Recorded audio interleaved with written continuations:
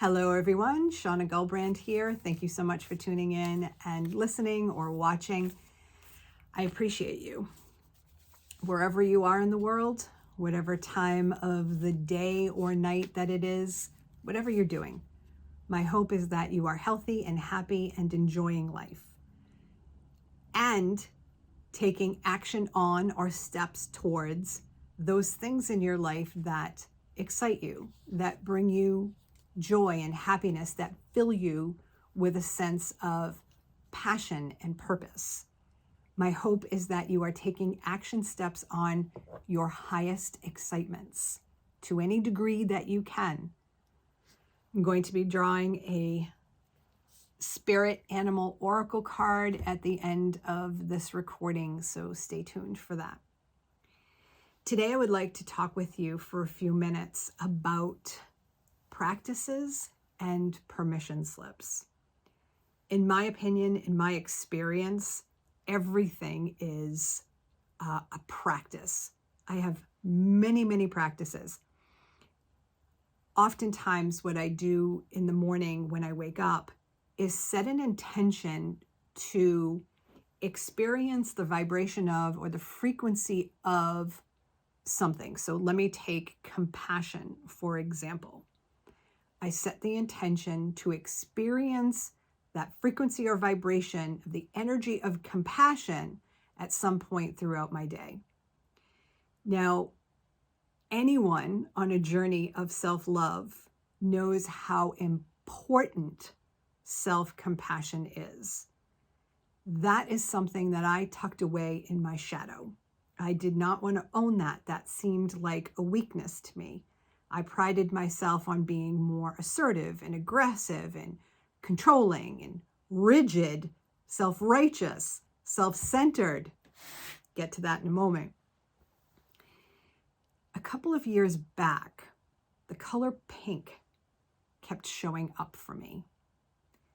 And I would think at that time that it was a message to be more feminine, to dress more feminine. Now, I'm not saying there's anything wrong with being more feminine, but through my spiritual practices, what I was doing at the time, I came to understand that pink represented or symbolized, signified compassion for me, the need to be more compassionate with myself and with other people. The idea of being more feminine, I love dresses. I love looking more feminine. I might not look it right now, but you know, it's December 13th here in New England and it is cold and I wear multiple layers in the winter. The idea of feminine is one practice that is active in my life right now. I'm not going to get into that, but it's the idea of balancing the masculine and the feminine within me. So that's for another recording. Let's come back to the idea of compassion. So pink started to show up for me, which again symbolized that idea of being more compassionate towards myself. So I allowed it in. I said, okay, if pink's going to be more of my life, then bring pink in. Fine with that. Yet that awareness helped me to go deeper into the idea and the practice of more self-compassion and showing that compassion towards other people. That became a major practice for me. And I will often, like I told you how I wake up in the morning, but I will also throw those arms open wide, palms up, and say, I would like to experience more compassion. Please bring me an experience, an event where I can then tap into that energy or that frequency of compassion, whether that's toward myself or towards another person. So that's just one practice. I mentioned at the beginning of this, I see practices everywhere. I attempt to make everything a practice. Some of my favorite practices, number one is self-awareness. All day, every day, all day long. Being more aware of myself, what is happening around me, what is happening within me, how I may be reacting or responding, what I'm feeling, what I'm thinking, what I'm saying. It's a fantastic practice. What goes along with that for me is the practice of introspection, that willingness to look deeply within myself, the practice of curiosity, which is it's a fun practice as far as I'm concerned. Curiosity is a neutral approach. It's not for or against anything. It doesn't label anything good, bad, right, or wrong. It simply allows me or gives me permission to be fully present to what is happening, an event that is taking place or an experience that I find myself in, even my inner landscape. I practice curiosity because oftentimes I lacked that self-compassion, so I would immediately start beating myself up and criticizing myself and judging myself for something that I may discover.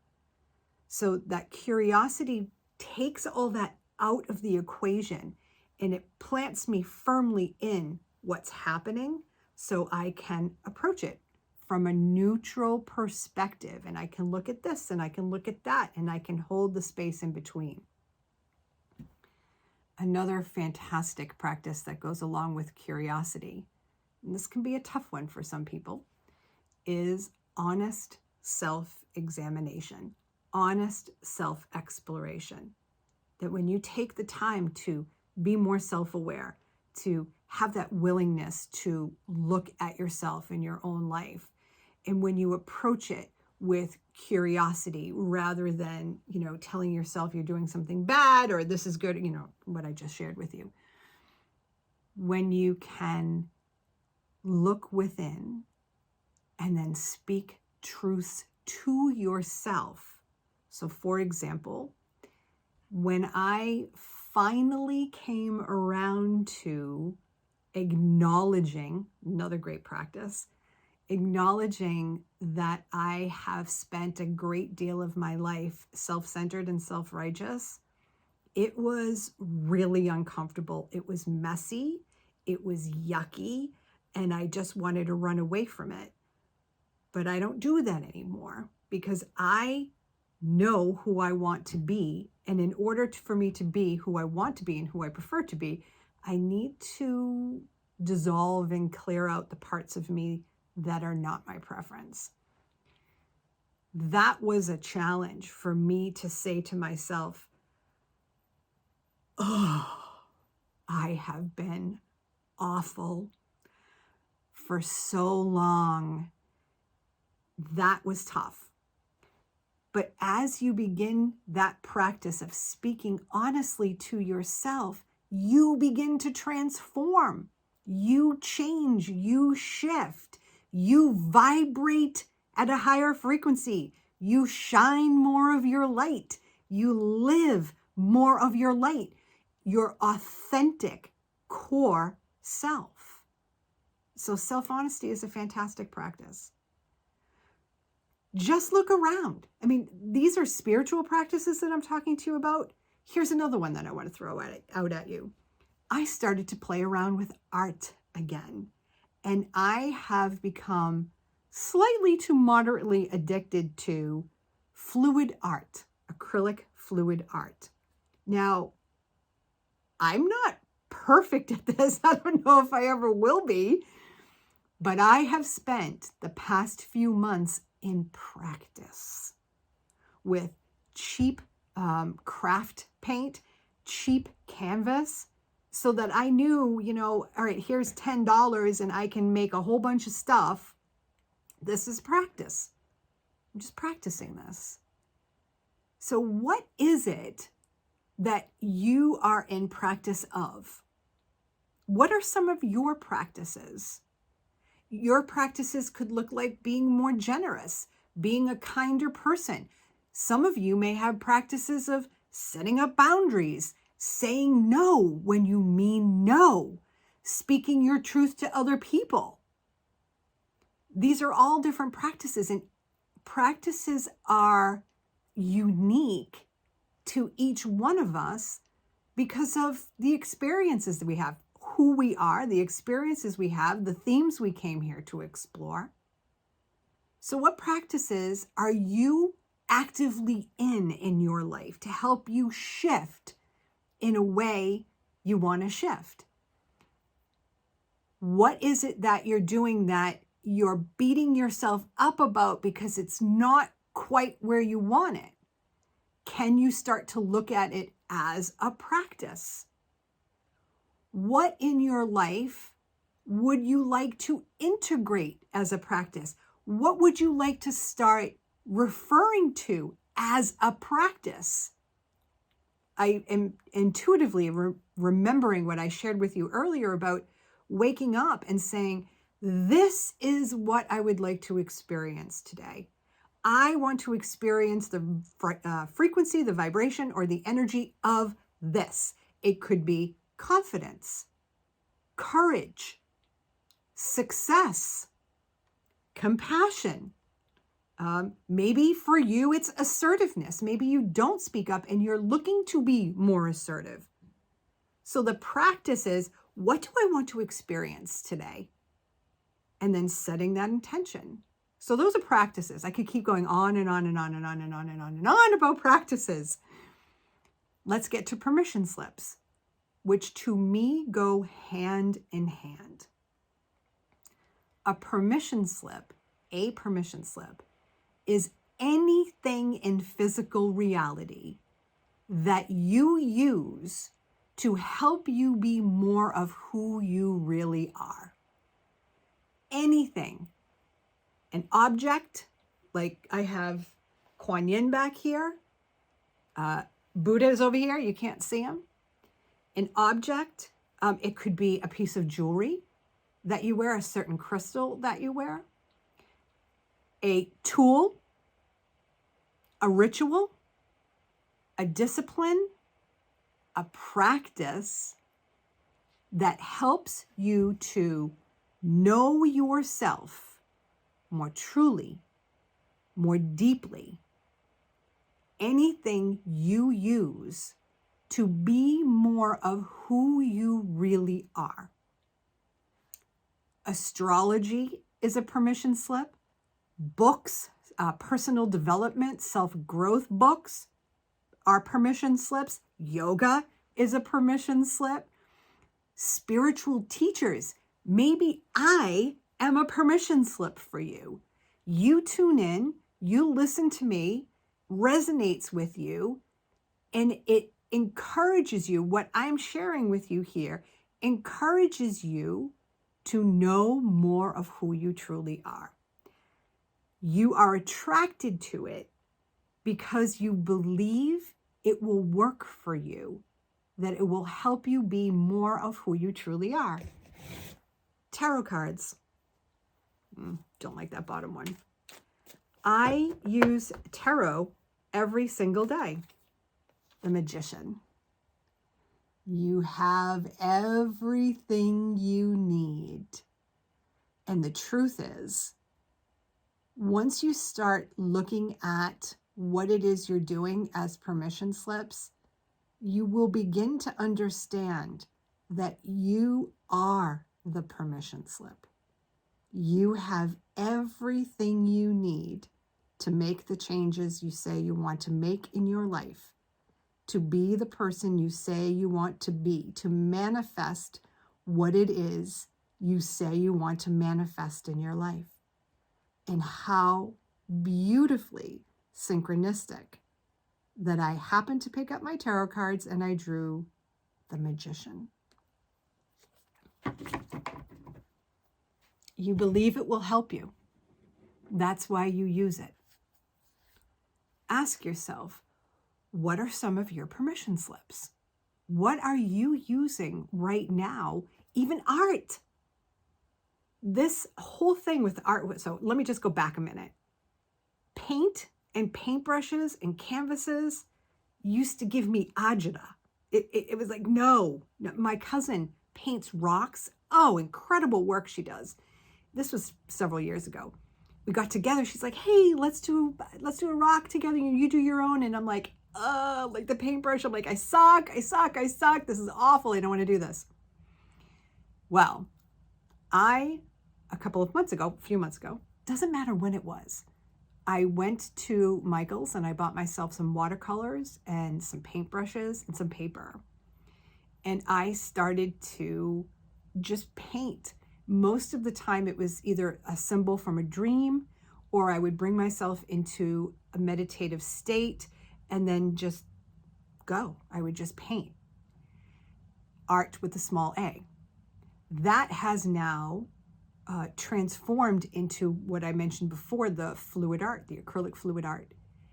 And I am using that as a permission slip because it is helping me to get to know myself more deeply and more truly. I am allowing myself moments, hours, of creative expression. Journaling is a fantastic permission slip.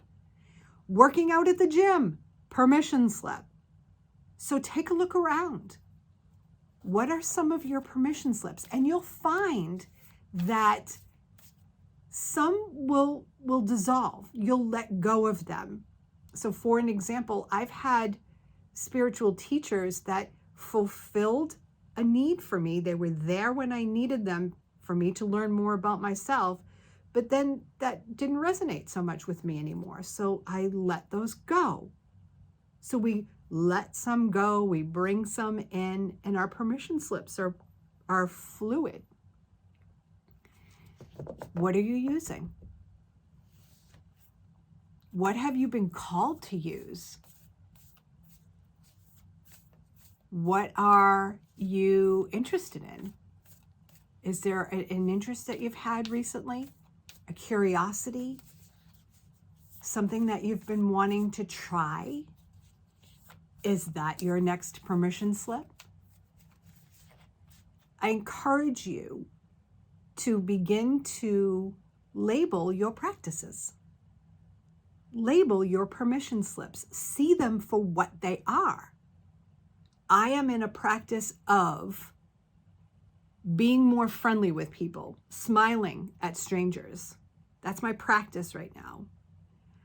I have the permission slip of art, my creativity. Oracle cards. It's another permission slip.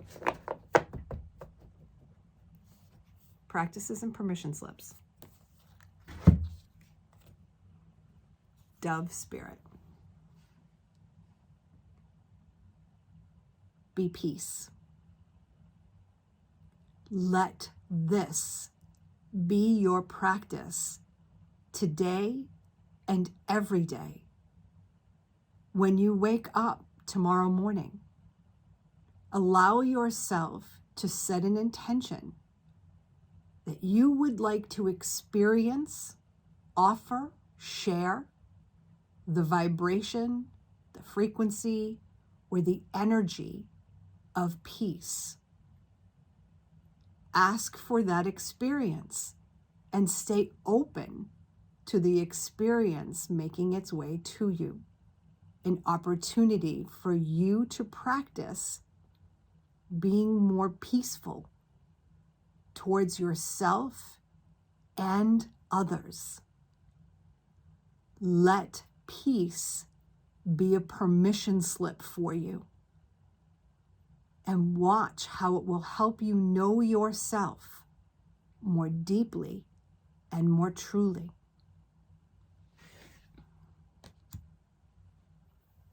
thank you for watching. Be in harmony and relationship with yourself first. Know yourself through your own personal practices and permission slips.